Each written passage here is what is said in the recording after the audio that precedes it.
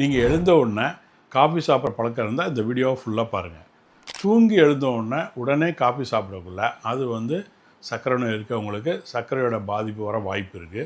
இல்லாதவர்களுக்கும் எழுந்த உடனே நம்ம உடம்புல கார்டிசால்ங்கிறது நிறையா சுரக்கிறதுனால அது காஃபியும் சேர்த்து சாப்பிடக்குள்ள சர்க்கரையை மாற்று பண்ண வாய்ப்பு இருக்குது.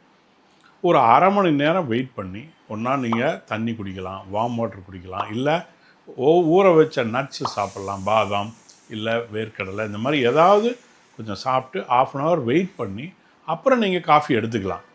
உடனே எடுக்கக்குள்ள தான் அது வந்து உங்கள் உடம்புல மாற்றங்களை உண்டாக்கும். அரை மணி நேரம் கழித்து எடுத்தால் ஒன்றும் பிரச்சனையே இல்லை. அரை மணி நேரம் கழித்து இதை சாப்பிட்டு எடுத்துகிட்டு நீங்கள் அப்புறம் உடற்பயிற்சி உங்கள் காலை ஒர்க்கை ஸ்டார்ட் பண்ணுங்கள்.